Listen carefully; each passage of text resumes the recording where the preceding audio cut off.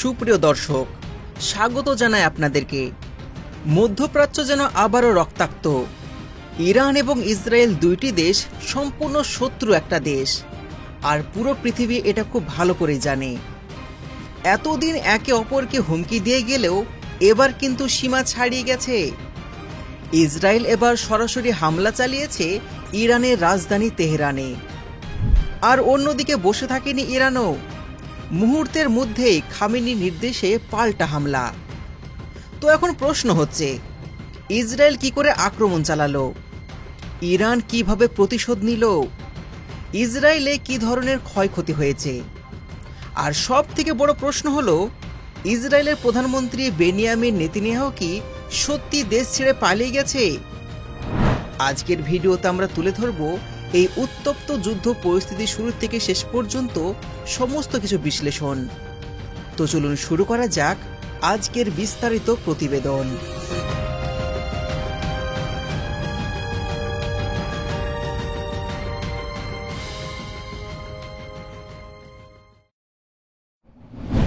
তেরোই জুন শুক্রবার রাত্রেবেলায় ইসরায়েল যুদ্ধবিমান পাঠিয়ে হামলা চালায় তেহরান সহ আশেপাশের পারমাণবিক সমস্ত স্থাপনায়।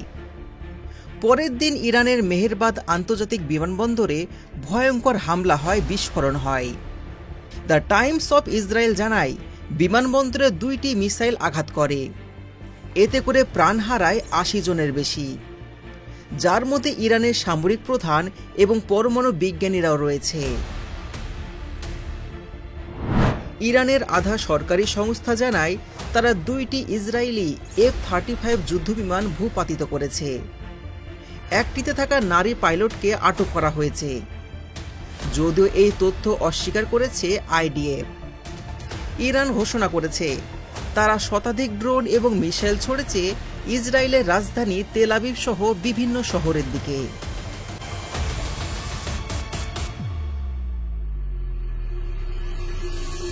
14 জুন রাত্রেবেলায় সাইরেন বেজে ওঠে গোটা ইসরায়েল জুড়ে। IDF জানায়, ব্যালিস্টিক মিসাইল প্রতিহত করতে কাজ করছে তাদের আকাশ প্রতিরক্ষা ব্যবস্থা আয়রন ডোম। তবে রাইটার্সের প্রকাশিত ভিডিওতে দেখতে পাওয়া যাচ্ছে, ইসরায়েলের তেল আবিবের অনেক জায়গাতে ধোঁয়ার কুণ্ডলি উঠছে, আর মানুষ আতঙ্কে বাংকারের দিকে ছোটাছুটি করছে। চারিদিকে প্রচণ্ড গোলাবারুদ চলছে, আকাশ থেকে প্রতিনিয়ত মিসাইল মাটিতে পড়ছে। এ হামলায় 60 জন আহত হয়েছেন এবং নিহত হয়েছেন 2 জন।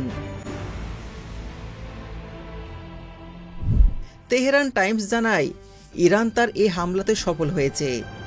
তারা হাইফা বন্দরে আঘাত এনেছে এবং ইসরায়েলের বেশ কিছু সামরিক ঘাঁটি, গুপ্তচর ভিত্তি এবং অস্ত্র কারখানা সহ প্রায় সবকিছু ধ্বংস করে দিয়েছে।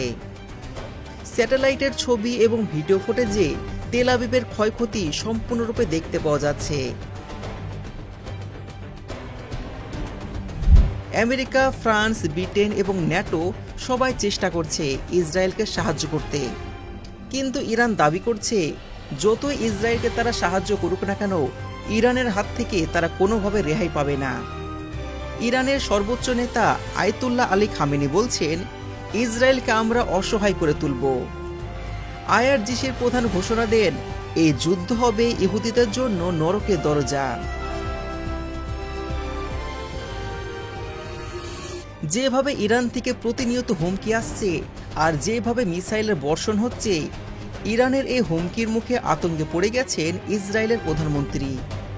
দ্য টাইমস অফ ইসরায়েল জানায়, নেতানিয়াহু এখন একটি সুরক্ষিত বাংকারে, কিন্তু ইউরোনিউজ ও ইসরায়েলি মিডিয়া বলছেন তাকে গোপনে গ্রিসে পাঠানো হয়েছে। ঠিক ওখানে আবার চ্যানেল 12-এর প্রতিবেদন উঠে আসছে, নেতানিয়াহুর বিমান 2টি যুদ্ধ বিমানের পাহারায় এথেন্সে অবতরণ করছে। ছবিতে দেখা যায়, ইসরায়েল অধিকৃত এলাকা ছেড়ে বিমান রওনা দিয়েছে অজ্ঞাত গন্তব্যে। তবে এটা ভবিষ্যতে বুঝতে পারা যাবে, নেতানিয়াহু কি আসলে দেশ ছেড়ে চলে গেছে নাকি দেশের মধ্যে আছে। আপনাদের মতামত অবশ্যই কমেন্টের মাধ্যমে জানাবেন। অনেক বিশ্লেষকরা বলছেন, এই যুদ্ধ কিন্তু থামবে না এত সহজে। যুদ্ধ ছড়িয়ে পড়তে পারে পুরো মধ্যপ্রাচ্যে, এমনকি তৃতীয় বিশ্বযুদ্ধ পর্যন্ত শুরু হতে পারে। আমরা সবাই শান্তি চাই। আমরা সবাই আহ্বান জানাচ্ছি যুদ্ধ বন্ধ করা হোক। এই ভিডিও রেকর্ড করতে করতে আরও একটা চরম সংবাদ সামনে আসলো। ইসরায়েল ইরানের পরমাণু কর্মসূচিতে হামলা করেছিল।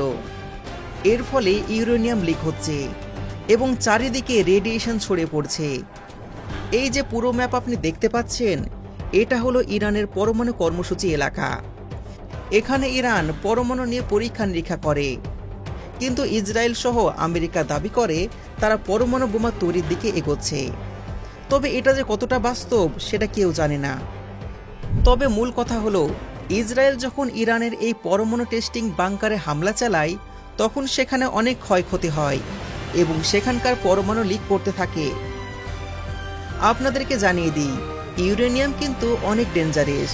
মানুষের সংস্পর্শে ইউরেনিয়াম আসলে মানুষের শরীরে রেডিয়েশন প্রবেশ করবে। এর ফলে মানুষের শরীরে কোষ নষ্ট হয়ে যাবে এবং শরীরে বিভিন্ন রোগ, তার সাথে ক্যান্সার পর্যন্ত দেখা দিতে পারে। কিন্তু এখন পর্যন্ত এই রিপোর্ট পাওয়া গেছে যে ইরানের পরমাণু কর্মসূচি বাংকারে হামলা করা হয়েছে এবং সেখান থেকে রেডিয়েশন লিক হচ্ছে। আমাদের চ্যানেলকে সাবস্ক্রাইব করে রাখুন যেন সমস্ত আপডেট সবার আগে পেতে পারেন।